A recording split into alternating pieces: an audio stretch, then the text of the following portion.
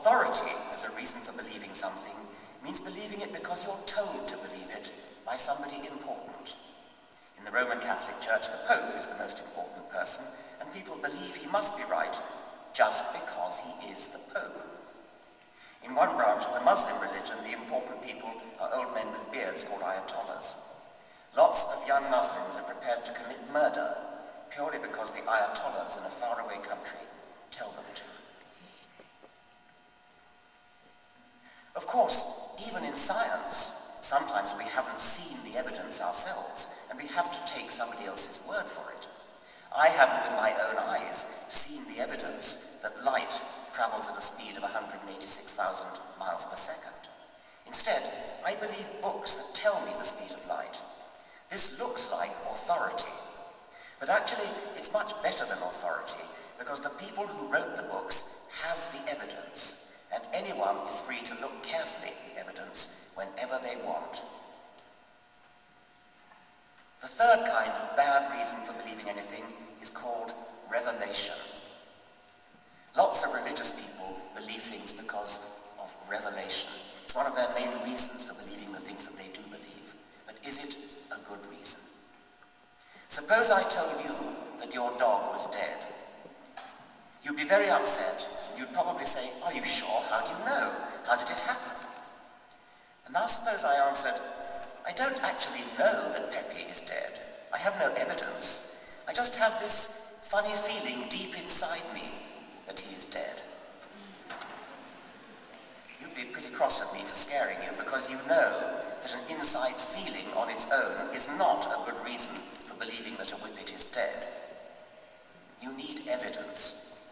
We all have inside feelings from time to time, and sometimes they turn out to be right, and sometimes they don't. Different people have opposite feelings, so how are we to decide which feeling is right?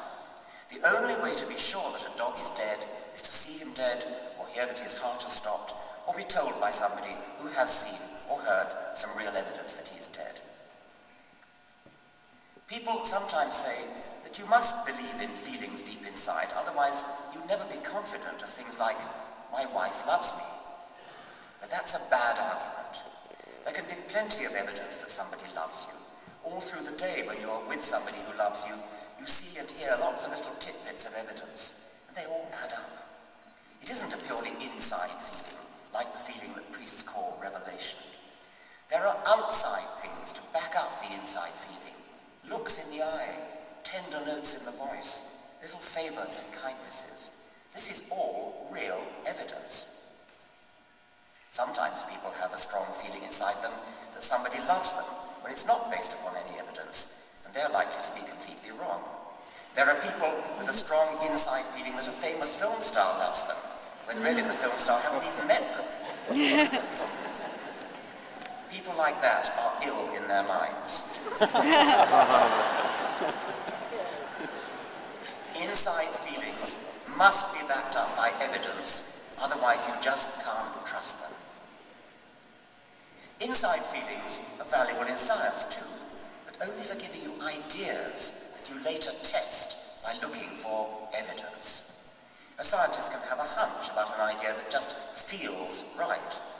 In itself, this is not a good reason for believing something, but it can be a good reason for spending some time doing a particular experiment or looking in a particular way for evidence.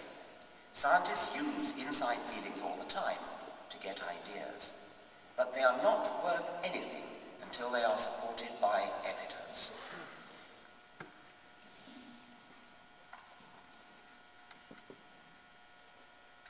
Just cutting to the end now. I left out a lot there. What can we do about all this? It's not easy for you to do anything because you are only 10. But you could try this. Next time somebody tells you something that sounds important, think to yourself, is this the kind of thing that people probably know because of evidence?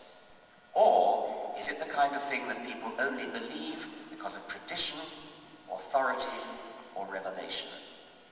And next time somebody tells you that something is true, why not say to them, what kind of evidence is there for that? And if they they can't give you a good answer, I hope you'll think very carefully before you believe a word they say. Your loving Daddy.